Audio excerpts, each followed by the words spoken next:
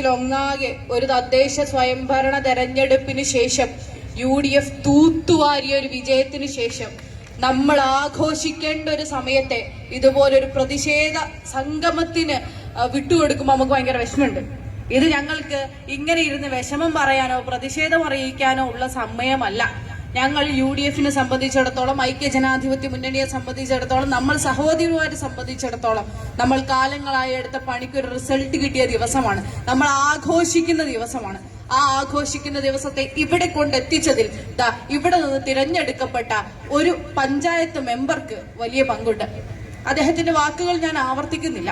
പക്ഷേ എനിക്ക് ഉറപ്പ് പറയാൻ സാധിക്കും, അദ്ദേഹത്തെ പോലെ തെരഞ്ഞെടുപ്പിൽ പൂർണ്ണമായും പരാജയപ്പെട്ട ഇടതുപക്ഷ മുന്നണിക്ക് ഇനി ഇത്തരം വാർത്തകളിലൂടെ അല്ലാതെ, ഇത്തരം വിവാദ വാർത്തകളിലൂടെ അല്ലാതെ കേരളത്തിൽ മാധ്യമത്തിൽ വരാനുള്ള യാതൊരു സാധ്യതയും ഇല്ലാത്തത് കൊണ്ട് വരും ദിവസങ്ങളിലും ഞങ്ങൾ ഇത് പ്രതീക്ഷിക്കുന്നു. പെണ്ണുങ്ങളെ തൊട്ട് ദൈവത്തെ തൊട്ട് ഇനി ഏതൊക്കെ രൂപത്തിൽ മനുഷ്യരെ അവഹേളിക്കാമോ അവിടെയൊക്കെയും തൊട്ട് നിങ്ങൾ ചിലപ്പോൾ വാർത്തകളിൽ നിറഞ്ഞേക്കാം. ഞങ്ങൾക്ക് ക്ഷേമ പ്രവർത്തനങ്ങളുമായി, ഞങ്ങൾക്ക് ജനങ്ങളുമായി ഇടപഴകിക്കൊണ്ട് വാർത്തകളിൽ അല്ലെങ്കിൽ ജനങ്ങളുമായി നേരിട്ട് ഇടപഴകിക്കൊണ്ട് മുന്നോട്ട് പോകാനുമുണ്ട്. നമ്മുടെ അജണ്ട വേറെയാണ്. പക്ഷേ ഈ സംഗമം അവരോട് കൃത്യമായി പറയാൻ ഉദ്ദേശിക്കുന്ന ഒരു രാഷ്ട്രീയമുണ്ട്.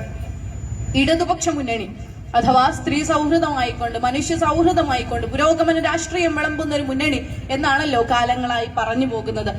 ആ പുരോഗമന മുഖംമൂടിക്ക് അല്ലെങ്കിൽ ആ പുരോഗമന രാഷ്ട്രീയത്തിന്റെ മുഖംമൂടിക്ക് ഒരു പെണ്ണൊന്ന് ഉയർന്നു നിന്ന് വിരൽ ചൂണ്ടിയാൽ അഴിഞ്ഞു പോകാവുന്ന ശക്തിയേ ഉള്ളൂ എന്ന് തെന്നലെ ഇന്നലെ കാണിച്ചു തന്നു.